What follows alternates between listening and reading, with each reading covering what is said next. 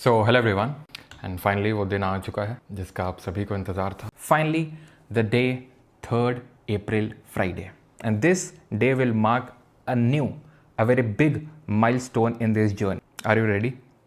So every big dream starts with one step and today we begin. And today is that first big step towards creating that ecosystem. An ecosystem which can deliver the quality, reliability and affordability. So let me introduce to you someone who shares this vision with me. तो आज यहाँ पे मैं आपके साथ किसी एक ऐसे पर्सन को इंट्रोड्यूस करना चाहता हूँ whose vision aligns with my vision. जो आज से नहीं, जो पिछले 10 सालों से, आज से नहीं पिछले 10 सालों से ये सेम विजन के साथ काम कर रहे हैं. क्वालिटी, रिलायबिलिटी, अफोर्डेबिलिटी तो मैं नहीं बोल सकता हूँ, लेकिन हाँ क्वालिटी और रिलायबिलिटी में पिछले 10 सालों से काम कर रहे हैं. इससे पहले कि मैं इंट्रोड्यूस करूँ उस पर्सन को आपके सामने, I want you to take a guess. और ये गेस आपको हवा में नहीं लेना है, इसके लिए मैं आपको हिंट्स भी देता हूँ. ये रहे आपके हिंट्स. पहला हिंट है he is a maths teacher. दूसरा हिंट है he is the most demanded maths teacher on Parmar SSC YouTube channel. कुछ टाइम पहले, और ये एक्चुअल में सब स्टार्ट कहाँ से हुआ था, जब आप में से काफ़ी लोग कमेंट करते थे कि सर मैथ्स में बहुत दिक्कत हो रही है, सर मैथ्स में बहुत प्रॉब्लम हो रही है, सर मैथ्स को लेके कुछ कीजिए. And then I asked all of you. GK 4.0 batch में वहीं से इसकी शुरुआत हुई थी, वहीं से इसकी नींव पड़ी थी, जब मैंने आपसे पूछा था कि आप बताओ किसको चाहते हो, कौन है ऐसा जिससे आप मैथ्स पढ़ना चाहते हो, जो आपकी प्रॉब्लम सॉल्व कर दे. एंड ये एक नाम निकल के आया जो कि हिडन है ऑब्वियसली. अभी आपको पता चलेगा वो नाम कौन है, कि सर मैथ्स बहुत अच्छा पढ़ाते हैं, तरीके से पढ़ाते हैं आपकी तरह. मेन सबसे वो बात थी कि नो फालतू की बातचीत और टाइम वेस्ट, कॉन्सेप्ट बिल्डिंग पे फोकस करते हैं. ठीक है, एंड आप देख सकते हैं, ठीक है, एथिकली एंड मॉरली तो बेस्ट हैं. He is a gym. ठीक है, बाकी तारीफ़ ज़्यादा नहीं कर रहा, बस मेरी मैथ्स 0 थी एंड उनके Tier 2 बैच ने बहुत अच्छा कर दिया. जो अनिरुद्ध है, जो उससे पूछना, अनिरुद्ध वो हैं जिन्होंने अभी जिनकी टॉप 5 में रैंक आने वाली है. ठीक है, जो भी CGL का रिजल्ट आएगा उसमें उनकी टॉप 5 में रैंक आने वाली है. इन्होंने भी उन्हीं सर से पढ़ा हुआ है. ठीक है, एंड हो सकता है आप में से काफ़ी लोग अब गेस कर रहे हों. और इनका जो मेन चीज़ रहता है सर का, एंड दैट इज़ की conceptual clarity over tricks. Tricks सिखाएंगे, लेकिन उससे पहले आपकी कॉन्सेप्चुअल क्लैरिटी इतनी डेवलप कर देंगे कि भाई वहाँ पे बैठ के पता चला लो ट्रिक है भूल गए, अब क्या करेंगे. तो कॉन्सेप्चुअल क्लैरिटी पहले डेवलप होगी, ट्रिक बाद में आएगी. एंड ये चीज़ सारे आपके डाउट से रिजॉल्व कर देगी. He has been never involve in any controversy. Maths का टीचर और कॉन्ट्रोवर्सी ना हो, ऐसे कैसे हो सकता है. लेकिन अब आई थिंक आप काफ़ी नैरो डाउन कर चुके होंगे. आई नो बहुत ही स्मूथ कंटेंट डिलीवरी रहती है, जैसे मक्खन. ठीक है, जैसे वो जेरी को देखा तुमने टॉम एंड जेरी में, जब वो उसको तवे में ऐसे उछालता है टॉम, ठीक है, फिर वो जाके बटर में लैंड करता है, कितना स्मूथ लैंडिंग होती है. बिल्कुल वैसे ही कंटेंट डिलीवरी होती है, एकदम smooth. He is very soft spoken. ठीक है, मतलब एकदम बहुत ही सॉफ्ट स्पोकन. ठीक है.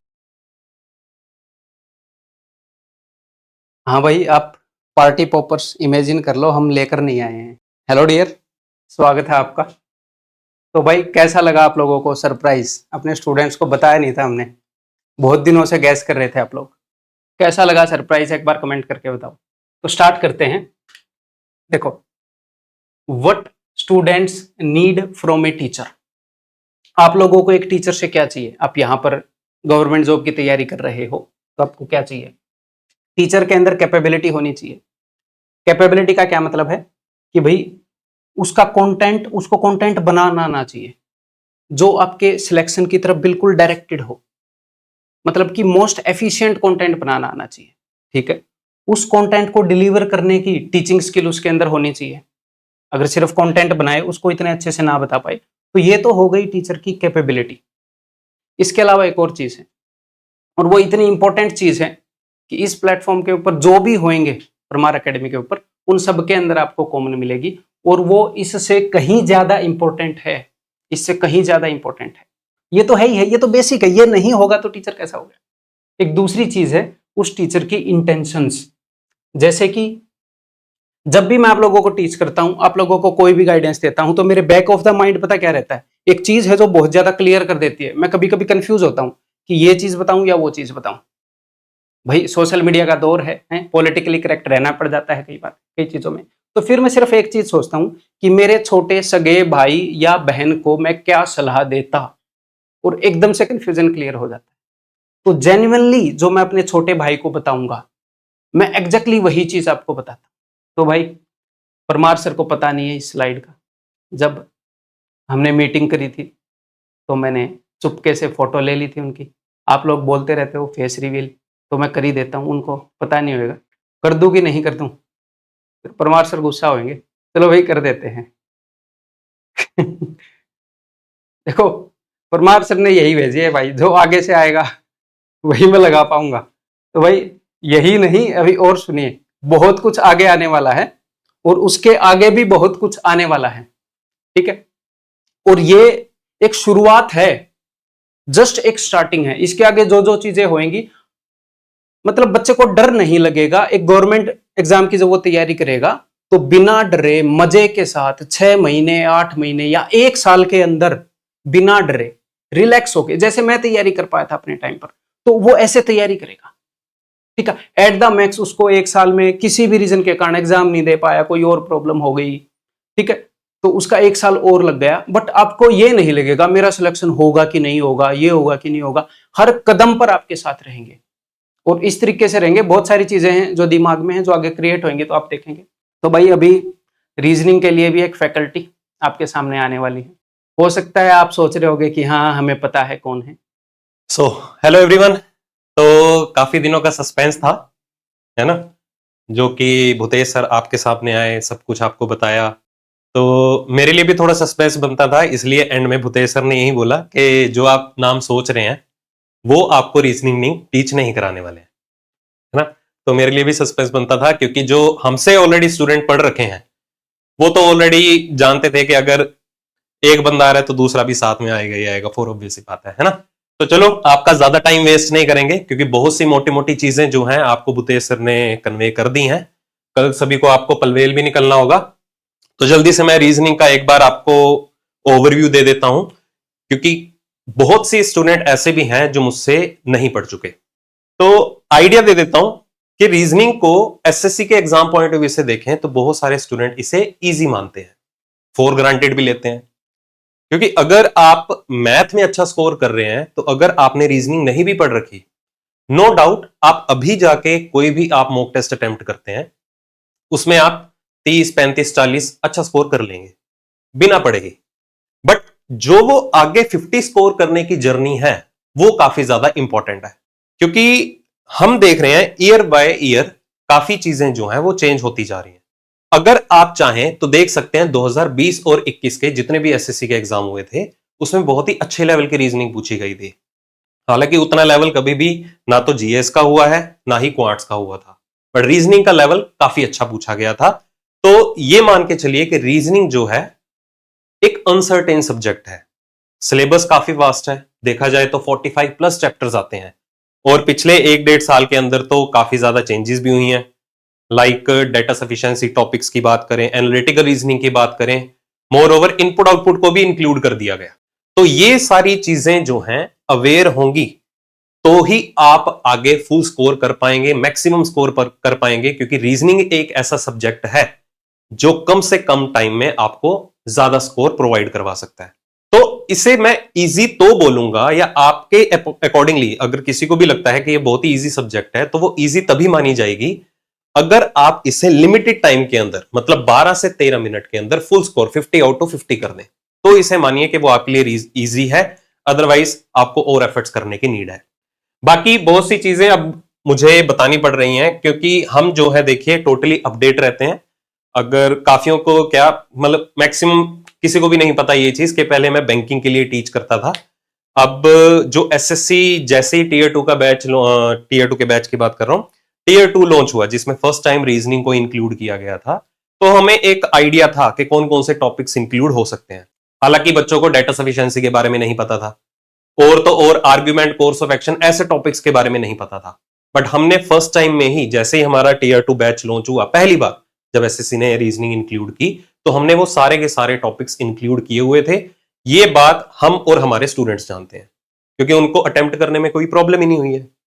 बाकी आपको रेलेवेंट कंटेंट मिलता है, टू द पॉइंट बातें होती हैं, इधर उधर की डिस्कशन नहीं होती है। तो आप चाहें तो जो मुझसे नहीं पढ़ रखे हैं बाकी स्टूडेंट्स उनको बता सकते हैं कि उनका वे ऑफ टीचिंग कैसा है।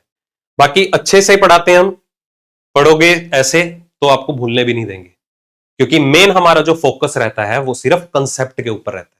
क्योंकि देखिए, अगर हम किसी भी टीचर की बात करें तो ऐसा नहीं है कि आप कोई भी टीचर को फॉलो करो और आप ये सोच के चलो ये टीचर ही मेरा एग्जाम क्रैक करवा देगा, मेरी सरकारी नौकरी लगवा देगा। नहीं, एक बेस्ट टीचर जो होगा वो आपको प्रॉपरली गाइड कर सकता है एक राइट डायरेक्शन में। आफ्टर ऑल मेहनत तो आप ही की है, ये आप भी जानते हैं, ठीक है। बाकी देखिए भाई, अब हमारे लिए तो देखो प्लेटफॉर्म बदला है, बट हमारी शक्लें वही हैं, हमारी मेहनत भी वही है। हम सिर्फ डेडिकेशन के साथ, जिस डेडिकेशन के साथ पहले पढ़ाते थे उसी डेडिकेशन के साथ ही पढ़ाएंगे। हम ये नहीं मान के चल रहे हैं कि हाँ आपको नई टेक्निक से समझाएंगे। भाई जो टेक्निक्स पहले थी वही टेक्निक्स अब भी कंटिन्यू होगी, बट एक राइट डायरेक्शन में आपको स्ट्रेटेजी का पता चलेगा। बाकी देखिए, अगर कोई भी लोग आपस में मिलते हैं एक कह सकते हैं बढ़िया काम करने के लिए, तो एक विचारधारा का मिलना बहुत ज्यादा जरूरी है। तो इसलिए भूतेश सर और मैंने यही डिसाइड किया था कि हम परमार सर के साथ जो है वो कोलैब करने की सोच रहे हैं, क्योंकि उनकी आइडियोलॉजी वही है जो हमारी आइडियोलॉजी है, ठीक है। बाकी बहुत सारी चीजें ऑन ट्रैक हैं, डिसाइडेड हैं, जल्दी आपको अपडेट कर दी जाएंगी। अब इस चीज के बारे में जल्दी मैं भूतेश सर को भी बुलाऊंगा, वही वाइंड अप करेंगे। और अभी जाइएगा मत, अभी भी चीजें आपके सामने डिस्क्लोज करनी है। हाँ जी, तो एक विजन थी और ये मान लो 3 इंजन थे और अलग अलग जगह पर लगे हुए थे, ठीक है। अभी तीनों इंजन एक गाड़ी में लगे हैं और एक डायरेक्शन में लेकर जाएंगे। तो ये वादा है कि आपको ऐसी चीजें देंगे, ऐसा कंटेंट देंगे जो आपकी तैयारी को बिल्कुल आसान कर देगा। बहुत सारी चीजें थी जो हम सोच रहे थे बट नहीं कर पा रहे थे, हैं? अभी बहुत कुछ आगे आप लोगों को मिलेगा। अब जो नए स्टूडेंट हैं, और कई ऐसे स्टूडेंट होंगे जो मुझे नहीं जानते होंगे, ठीक है, कमल सर को नहीं जानते होंगे। मेरा नाम भूतेश है और कमल सर का नाम कमल ही होएगा। तो आप E1 coaching centre YouTube channel पर जाकर कंटेंट देख सकते हैं। पहली नींव डाली जा चुकी है और किस तरीके से इकोसिस्टम चेंज होगा, जो क्वालिटी, रिलायबिलिटी, अफोर्डेबिलिटी की बात करी है। हो क्या रहा है वही अगेन जो भूतेश सर ने बात बोली, क्या कि इंजन अभी अलग अलग काम कर रहे थे, ये इंजन अब एक साथ मिल के काम करेंगे, और वही एक और एक 11 वाली चीज़। तो अगेन क्यों भूतेश सर कमल सर ही क्यों, एंड अगेन वाइसे वर्सा कि भूतेश सर कमल सर ने क्यों परमार अकेडमी चुना वो तो उन्होंने बता दिया। अब मैंने भूतेश सर कमल सर को क्यों चुना, अगेन क्योंकि चाहे मैं अपनी पर्सनली बात करूं, जितने आप कोचिंग प्लेटफॉर्म बड़े बड़े जब मैंने चाहे स्टार्टिंग फेज था मेरा से लेके अभी तक, जितने आप सोच सकते हैं सभी लोगों ने अप्रोच किया। सच बता रहा हूँ, ठीक है, किसी से भी मैंने इस चीज़ को लेके बात तक इनिशिएट नहीं करी, क्योंकि मुझे पता था कि विजन ही अलाइन नहीं होता है। बिकॉज सबसे पहली बात तो होती है विजन। किसी के साथ बात भी नहीं किया एंड हर कोई अप्रोच कर चुका है कि सर मॉनेटरी टर्म्स में जो आप बोलेंगे वो, मॉनेटरी टर्म्स में जो आप बोलेंगे वो, लेकिन विजन अलाइन नहीं हुआ, इसलिए कभी बात को इनिशिएट तक नहीं किया। एंड जब भूतेश सर से डिस्कशन हुआ तो उन्होंने भी सेम चीज़ बताई। पिछले 10 साल से वो तो कर रहे हैं, ठीक है, वो तो पिछले 10 साल से उन्हें भी ऑलमोस्ट किस किस से नहीं ऑफर आए होंगे, लेकिन अगेन वो किसी के साथ नहीं गए। तो ये मैं आपको बता रहा हूँ रिलायबिलिटी वाली चीज़, कि जो हमारे विजन अलाइन होते हैं, एक ही तरीका, एक ही लेवल का कॉन्टेंट, इसलिए हम लोग एक आए हैं। और individually we have produce toppers and together will dominate the results.